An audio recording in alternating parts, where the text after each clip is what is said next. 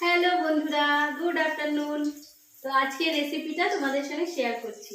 আজকে দেখো কাঁচকলা কেটে নিয়েছি গোল গোল করে, একটু ভেজে নিচ্ছি।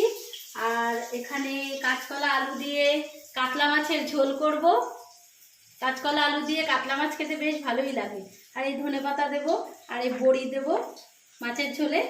আর হচ্ছে এখানে পটল পোস্ত করে নিয়েছি, এটা হয়ে গেছে সকালে।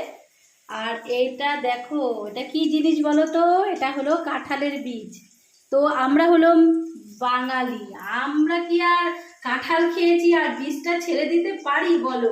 তো এটাকে ভাজা করব। তো কে কে এই বীজ ভাজা খেতে ভালোবাসো?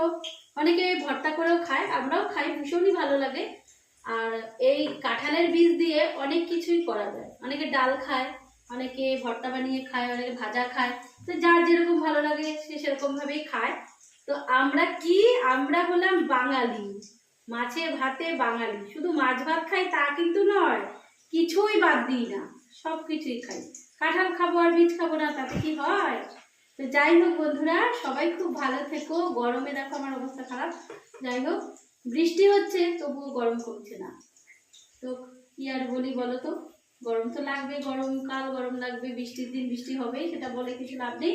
তো সবাই খুব ভালো থেকো, সুস্থ থেকো। সবাইকে শুভ দুপুরের অনেক অনেক শুভেচ্ছা। টাটা।